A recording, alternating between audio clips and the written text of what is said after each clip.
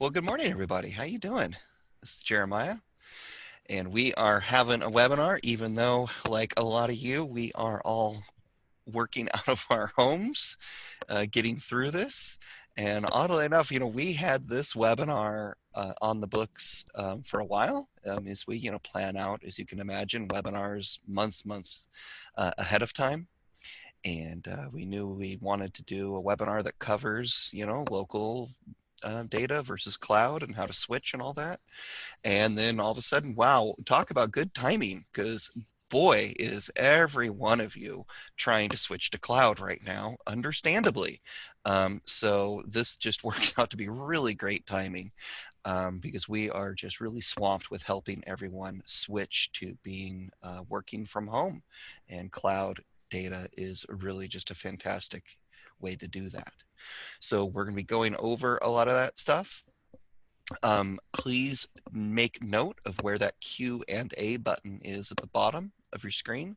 And I would even say just go ahead and click it now. But that way you just get it set up on your screen. So it's just going to be a little faster for you to type in any questions and to also see any answers that we're able to type back. So it's just nice, a little companion, get a little interactivity going with the webinar. But that's pretty much all I have to say, other than this is being recorded, of course, so you'll be able to refer back to it. But that's all I have to say. Let's just get on a going and let Yara take this away. Thank you, Jer. Hello and welcome, everyone. I hope you are all doing very well. As Jer said, this has been such a topic of discussion the past few weeks with everyone working from home. So if you are planning on working from home, please tune in till the end. I will go over every single step you need to know. So this is me. It's not my favorite photo of myself, but it will do. To those of you who've talked to me before, hello again. To those I haven't spoken to yet, I hope we get the chance to. All right, without further ado, let's begin. So here is an outline of what I'm going to be discussing.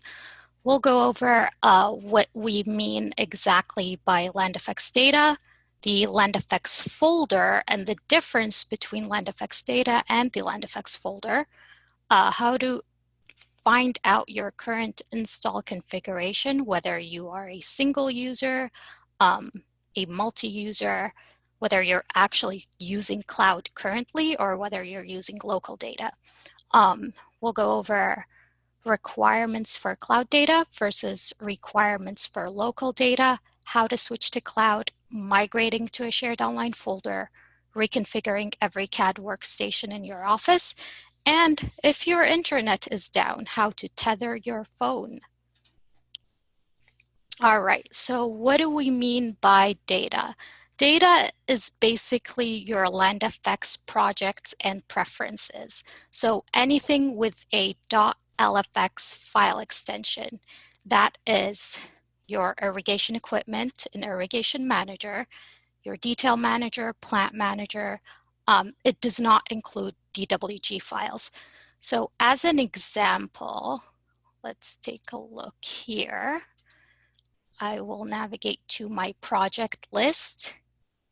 This is all considered land effects data. If I go ahead and open a project, and let's take a look at the planting plan, this is considered land effects data. So now that we got that out of the way, your land effects data server is where that data is stored.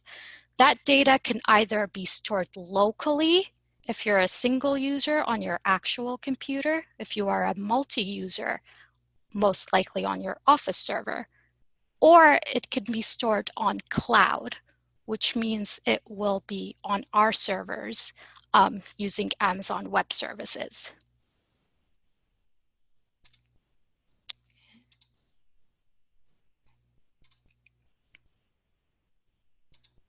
Okay, now second on the list is the land effects folder. This is different from your land effects data. Your land effects folder contains everything from your custom-made blocks, plants, or hatches, plant labels. Your land effects folder should be automatically created when you install land effects. That's the server component. And then again, the installation depends, the location of your land effects folder depends on your installation configuration. In this screenshot, the land effects folder is in the C drive, which means this is a single user installation. Now let's take a look over here. My land effects folder happens to be in C drive because I currently have a single user configuration.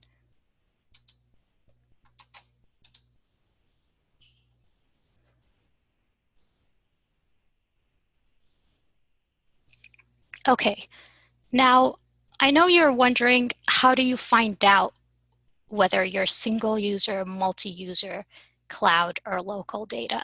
And we get this question often. People will send in tickets asking what their current configuration looks like.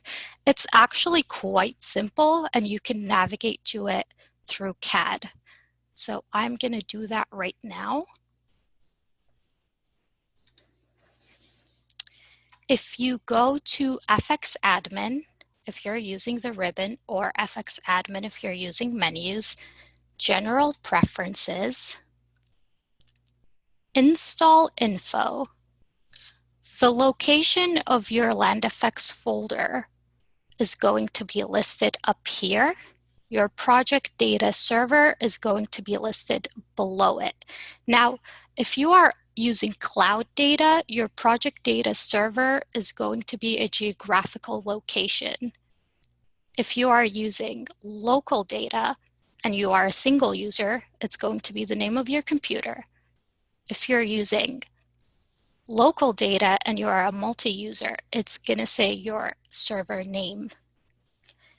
If you are local data, like I said before, your land effects folder is going to be in this C drive. If you are a multi-user, your land effects folder is going to be in a shared network drive. So let's look at some examples. So these are examples of multi-user. As you can see, the land effects folder location is in the L drive. And as you can see here, this is a geographical location, meaning this is on cloud data. While over here, we have the location of the land effects folder in L drive, while the project data server is going to be the name of this server. And then let's take a look at examples of single user. For both, the land effects folder is going to be in this C drive. However, the project data server for cloud data is going to be geographical location.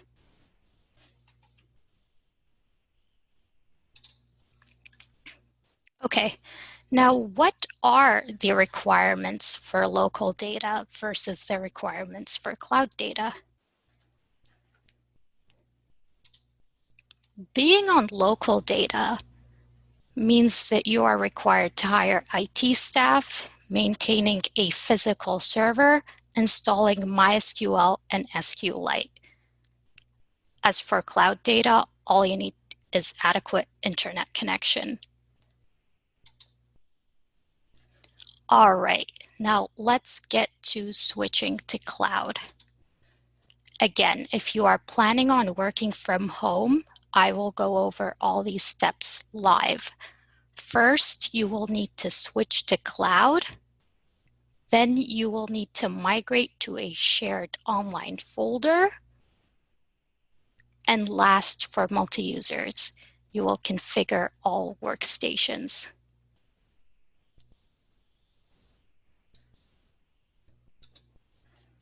Okay, so switching to cloud.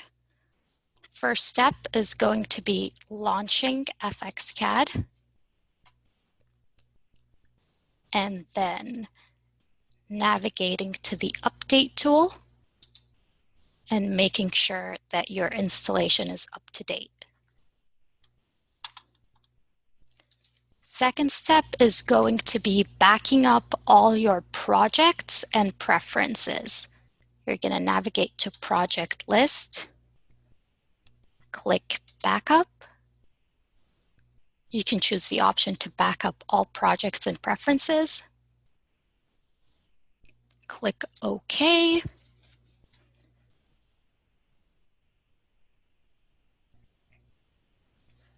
And wait for it to complete the backup. Now I'm going to go ahead and cancel because I have an existing backup.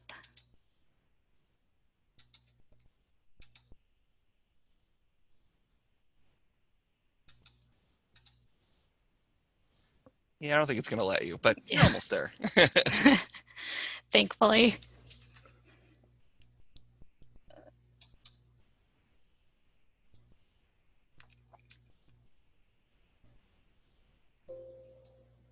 All right, there we go.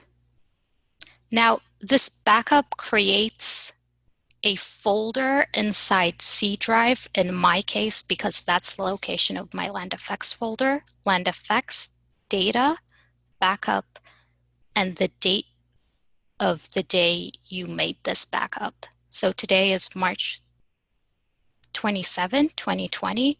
It's going to create a folder with all those projects.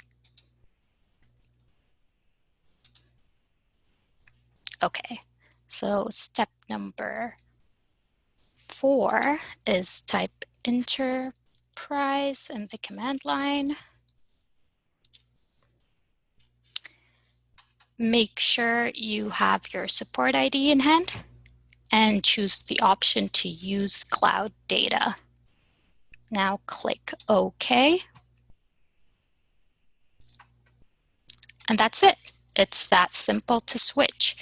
Now to verify that you are on cloud data, you can send us a technical support ticket by going to fxadmin help support. And we're just going to go with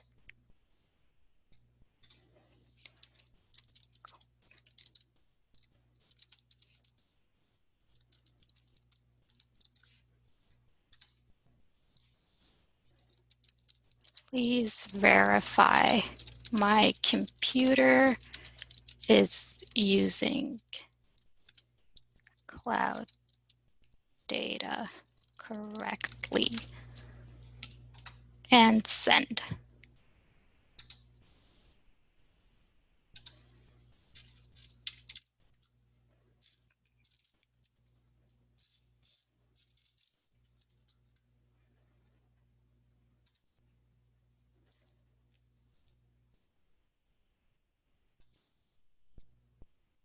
Okay, and this is what it looks like when you send a ticket.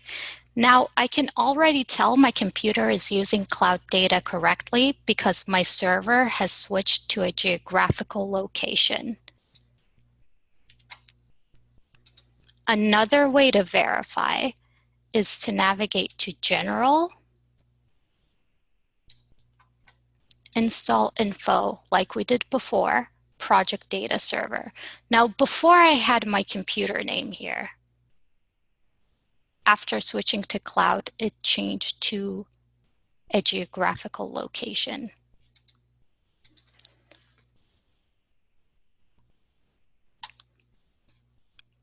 Okay, now the last step would be to navigate to your project list and restore all those backed up projects. You can do so by going to Restore, Import, and going back to that location, see LandFX, Data, Backup. And as you can see here, I have a list of backed up projects depending on the date I backed up. And let's go ahead and restore this one. Awesome.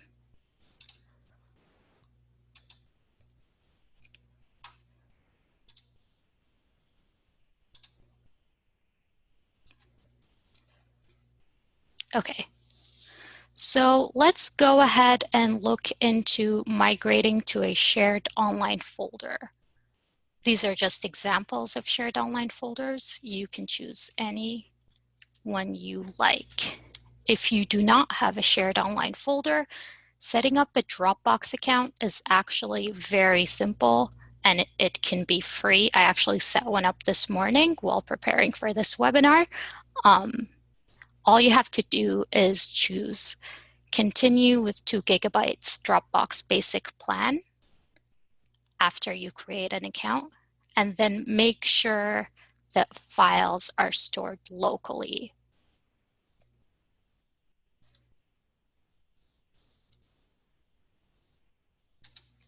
Now let's go ahead and migrate that land effects folder to Dropbox. I'm going to go ahead and exit out of CAD.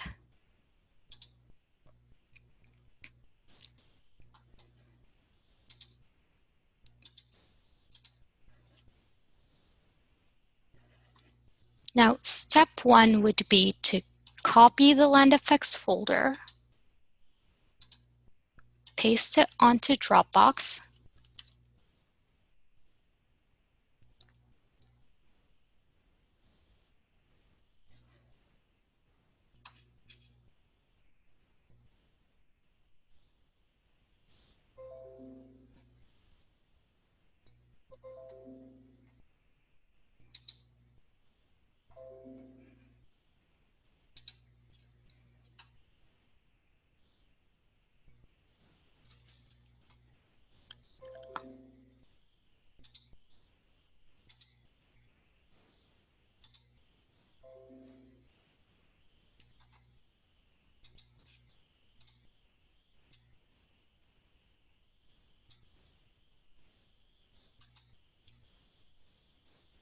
Okay, now go ahead and rename your old land effects folder.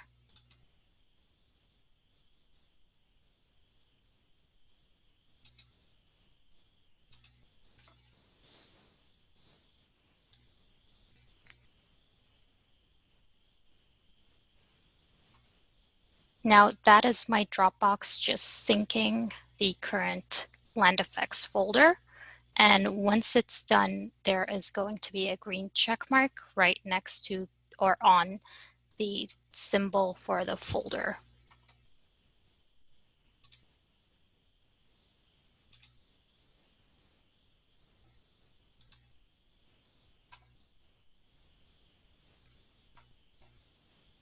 After that, you need to navigate to your programs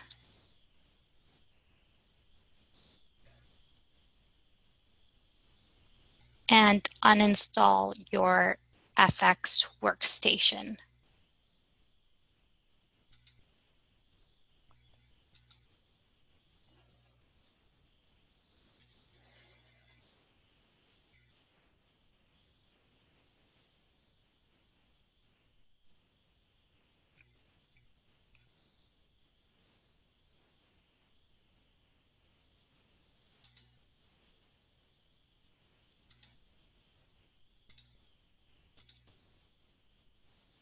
Perfect.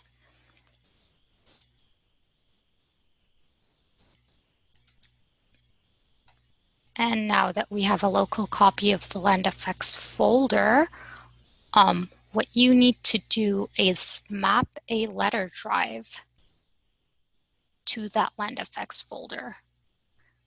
And this is getting into configuring every CAD workstation.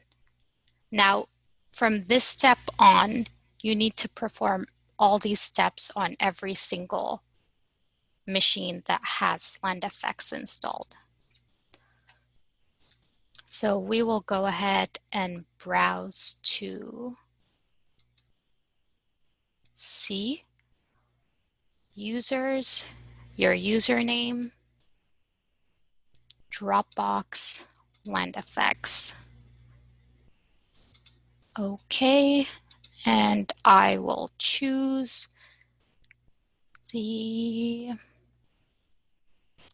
let's go with L. and map.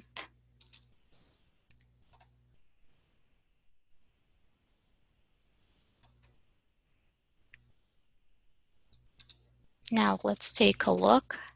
LandFX is mapped to the L drive.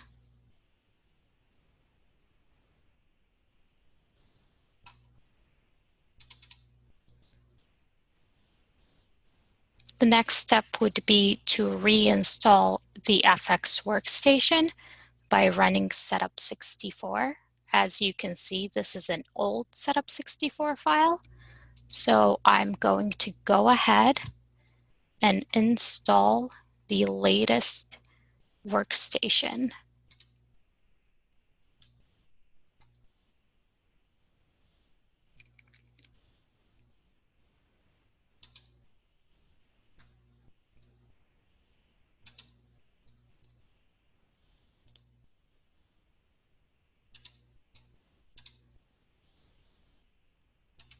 I want to copy that setup64 file and paste it inside your LandFX folder. Replace the existing setup64 file.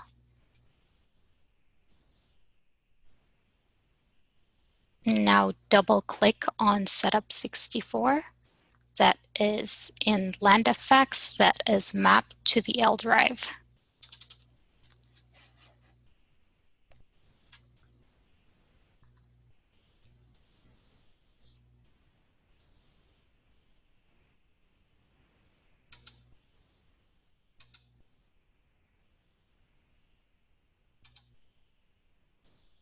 So that is the incorrect location.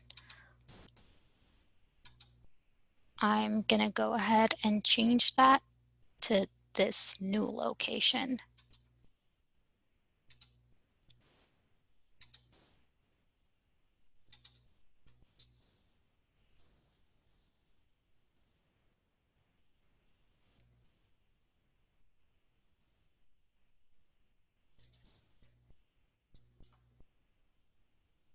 Perfect. If you want to double check, you can go back to your programs.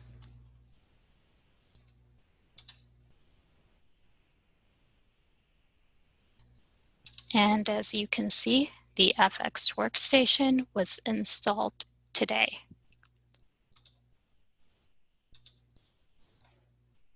Now let's go ahead and launch FXCAD.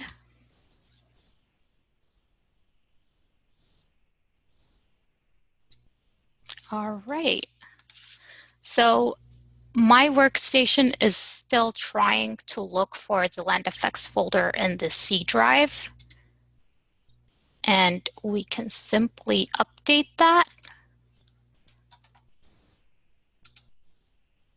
by typing options in the command line,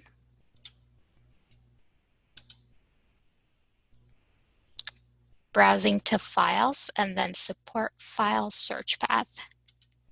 Now, since these are all old, I'm going to go ahead and remove them. I'm going to add, browse, and go to LandFX on Dropbox mapped to the L drive.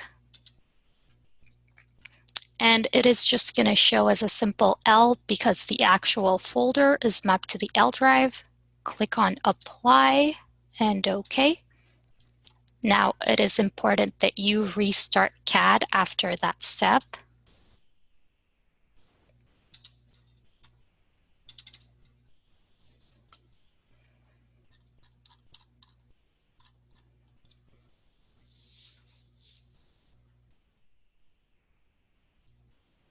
Okay, now let's verify that LandFX is mapped to the L drive by going to General, Install Info.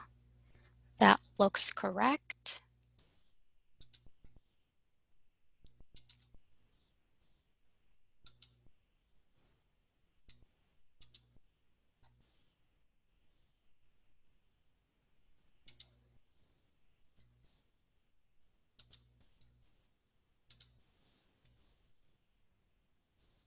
Okay, now what if your internet is down?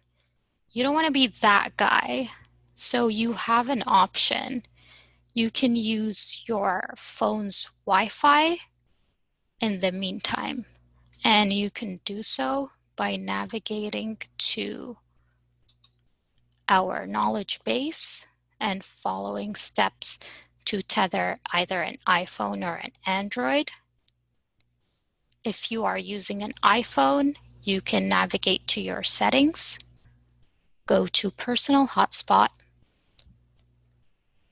make sure you turn on personal hotspot, at which point you can create a password if you need to, and your Wi-Fi, your phone's Wi-Fi should show up here. If you are using an Android, you can navigate to settings.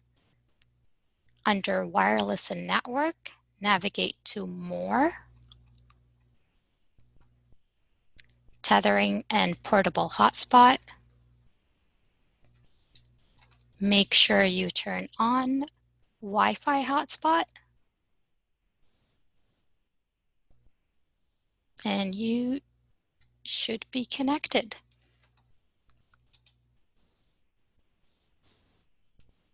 Now, do we have any questions?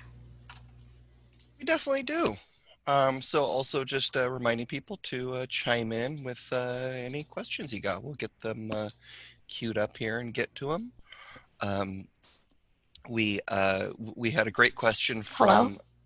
Oh, I can hear you Oh, now. Sorry. oh, sorry. We had a great question from Jeffrey, very much covering exactly what you're just showing there with tethering your phone, because he was saying that, he works kind of half in the field and half in the office. And what should he do in that case? And yes, you could switch back and forth between local and cloud, being careful to back up the project data and then restore the project data. But honestly, we really feel this method is better. And as having worked with land effects for many many years, as you can imagine, and also having to travel a lot and being in in hospital locations, and just a classic one is just like in an airport. Be sitting in an airport terminal, and yeah, I want to get some work done, and I don't want to deal with whatever weirdo Wi-Fi that airport terminal has, because Uh, sometimes you got to pay the $15 or it's free if you watch an ad. And it's just a mess. Just tether to your phone and you're up and running. And so, really, the question becomes, okay, well, how do I work when I have no phone internet? And in that case, I mean, that is a whole separate discussion, but I do wonder how long one could actually work in such a manner. So you're going to work with no ability to email your client, no ability to look up anything on the internet whatsoever regarding what you're doing. I mean, obviously, you're pretty closed off at that point, and hopefully that's a pretty short period of time. But in that case, yes, of course, you could switch to local data. It just is a little it is not as fluid as we want it to be, as just saying, oh, instantly working to local data and it perfectly backs up your project data. And then when you switch back to cloud, perfectly uploads that back. There is some manual steps involved with that, and you have to be careful that you don't lose or overwrite any data. So, and also just, you could be working away, not realizing that you've been switched to local data the whole time. And so, there's also just not necessarily these very visible indications that you're on one or the other. So because of that, I would just recommend that, if you are on cloud data, your fallback is to tether. And I don't know, you have anything kind of you would add to that, Yara? yeah, I would say if you know in advance that you are going to be offline for a period of, let's say, 2 weeks, and you just want to use the software without using any or downloading any new data, I can show off how simple it would be to switch back to cloud. Um, let's see here. But I would definitely recommend tethering your phone over switching to local data. It's just if you know in advance you're going to be offline for a long period of time, all you need to do is, again, go to your project list, click backup, backup all projects. Once all your projects are backed up, you can type enterprise in the command line and uncheck use cloud data. And that's it. You have switched to local. Now you can navigate back to your project list, restore any projects from the latest backup.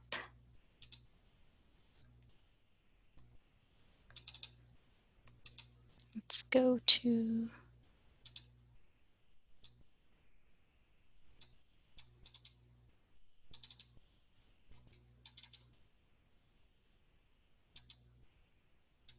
and whenever you're ready, type enterprise again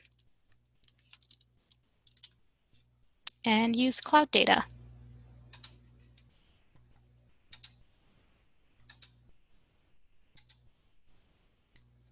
Excellent. And we have another really good question here from Nemanja regarding backing up, and specifically asks, do we need to back up if you're using cloud? And why would you do that? And there's multiple reasons you would still want to back up if you're on cloud data. One is, as shown right there, you may need to switch to local data, or you may want to switch to local data, and so you want those backups. Also, regardless whether you have cloud or local, you kind of want that sort of trail of breadcrumbs of backups, because something can go horribly wrong. We have seen things, just a few examples of things we've seen on the tech support side. But we've had someone say, my project is just gone. It's missing. It's not in the project list. And it was obviously a very important project to them. And what we had determined in that case was it seemed that another user, instead of creating a new project, had just renamed that existing project. And obviously, okay, that's a training issue, that's a employee issue, but also it can be a real a real shock when the project you need is just gone. And what we had to try to do with that client was to try to go through and see which project they renamed it to, which one looked like it. And so it's nice to just, whenever anything happens like that, just go, I have a good backup. I'm just going to restore the backup and move on. So you always want backups for just multiple reasons. As for the automatic backups that we do, the whole beauty of cloud data is it does prevent you from having to take charge of a whole category of backups, and that's the total loss backups. When you have local data, if that server or computer dies, hopefully you have backups on an external device or medium, right? Because you would really like to restore all that data. Our cloud data is simultaneously backed up across multiple worldwide sites using AWS. And then we also make daily snapshots and even monthly snapshots that we pull down. Basically, my philosophy is you can never have too many backups. And so we have multiple procedures in place that if anything was to happen with the master copy of the data, we would lose at most one day. And then, of course, if there was something wrong with that 1 day old backup, we'd then start looking at the 2 days back and so on. So we do have multiple processes in place that anyone, ideally would and should have if they were in charge of their own database. And that we try to be, very good stewards of your data there on AWS. Yeah, I agree with that, Jer. Another thing I'd like to add is if you, for example, decided to clean your project list for any reason whatsoever, I'm going to go ahead and delete this project, you can delete it off your list of projects if, let's say, you have 500 projects and you're just too overwhelmed. And then whenever you need that project from 2 years ago, you can always navigate to restore, import, and locate that project and bring it back to your project list. From an organizational perspective, that is a great feature. Exactly. And yeah, so we built in as many of those sorts of backup things automatically. So hopefully, it'll, we want to be very careful with your data. And speaking of data, we have another great question from Laura, although I'm not too sure what the answer is going to be for this one. But Laura says she has their cloud set up using an Office 365 SharePoint site, and they're having issues with the synchronization being blocked by AutoCAD BAK files. And I personally haven't heard of anything on that. I'll ask the boys. Actually, they just chimed in. Brian just chimed in. We do have had multiple issues with SharePoint Sync being basically, let's just say, not good. So another issue that I distinctly remember is the sync time was something like every 15 minutes. And so they were having problems where, multiple people were making changes to kind of common files. And then they're like, what's going on? And then they get these conflict files spooling up. So yeah, it may be that there are configuration things you can do with your SharePoint. It is, obviously the AutoCAD BAK file is something that maybe is more handled. Obviously we are not necessarily the custodians of AutoCAD BAK files. So reach out to Autodesk and, kind of see if Microsoft and Autodesk can get something figured out that works better with that, but also might want to look into a different technology for synchronizing. And we do hear lots of obviously we hear when things go wrong, and so we don't necessarily hear when things go perfect. But we have, of course, heard of, like, for instance, with Dropbox, it was making conflict files when people were editing the same file at nearly the same time. And that's something to either kind of work with the settings for Dropbox or whatever you're using, or also, kind of trying to see if there are different procedures you can work out between your coworkers. Even if it's as simple as, using an instant messenger client. And saying, hey, I'm going to be working on this right now, and kind of coordinating a little bit like that. But I will also get back with the team here and just make sure our recommendations for drive syncing options is as good as it can be and is vetted. And I think that might be a good webinar, is to just kind of go through those different options and how to set those configurations. So I will make a note of that. And otherwise, I think we have gotten through all of our questions here. So you have anything further you can think of, Yara, as a last thing? I think that's all for now. I was just trying to tackle every possible questions users might run into. Exactly, and I think we cover them, and as you see, obviously my goal is to make things, as easy as possible and as one-click button as possible. We're getting there. This webinar, as you can see, there's a few little things that can come up when switching, that obviously really bombard our tech support team. And so it's helpful to have this webinar, but also we are always trying to improve that process. So having any of those things be a little more automatic is definitely the goal. And then I do see we have yet another great question from Laura. Again, it's going to be hard to answer though. but she's just saying that they do have some issues with their XREFs being not found when they are, saved in SharePoint. And again, that's just a great, I mean, so I mean, I hate to state the obvious, Laura, but it does seem like SharePoint is getting a few strikes against it here. and and it really may seem that maybe it's best to consider something else.